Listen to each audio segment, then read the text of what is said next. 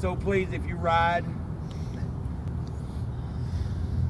there's people out there that don't give a fuck about it. They don't care what's going on around them. And if you don't ride, please, let this be a wake-up call. Please do not text and drive. Please do not be fucking... Look, you don't have to look at somebody to talk to them in the passenger seat. You can look around. You can pay attention.